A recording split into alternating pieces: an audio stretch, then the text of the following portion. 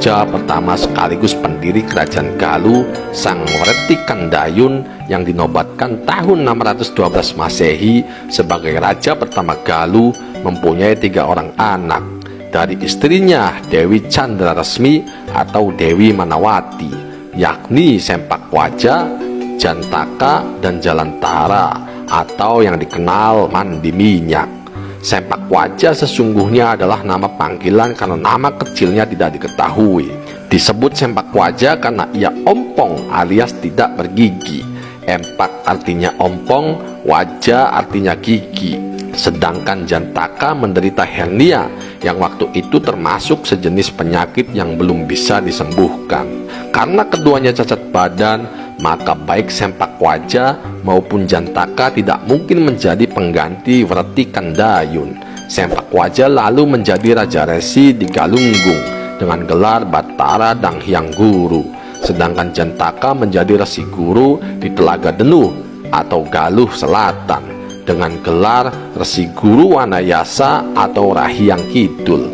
Yang diangkat menjadi putra mahkota adalah Jalantara atau Mandi Minyak. Menurut cerita parahyangan, saat menjadi Resi Guru di Galunggung, Sempakwaja menikah dengan Pohaci Rababu, seorang wanita yang dikenal berparas cantik.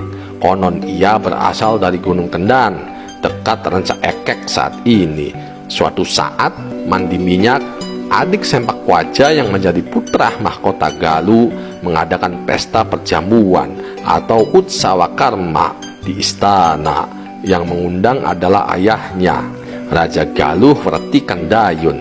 Sempakwaja tidak hadir karena sakit, namun karena menganggap undangan ayahnya tersebut penting, maka ia diwakili oleh istrinya Pohaci Rababu.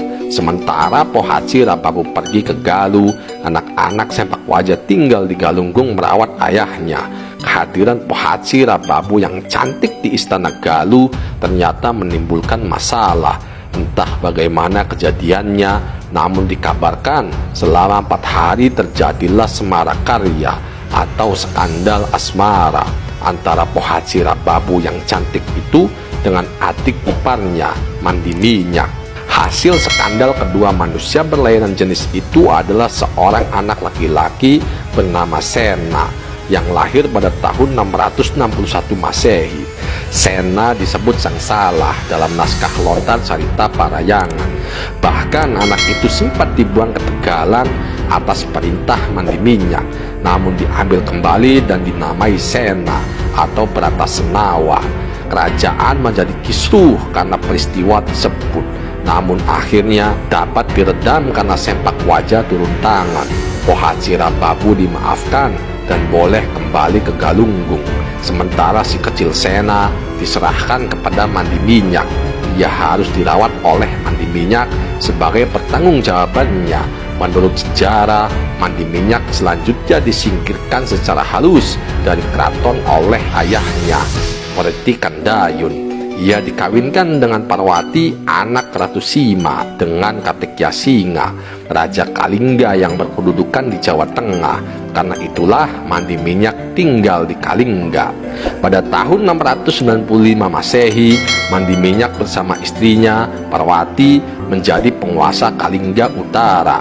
Hal ini terjadi karena setelah Ratu Sima wafat, kerajaan dibagi 2. Sebelah utara yang disebut Bumi Mataram diperintah oleh Parwati dan Mandi Minyak yang memerintah sampai tahun 716 Masehi.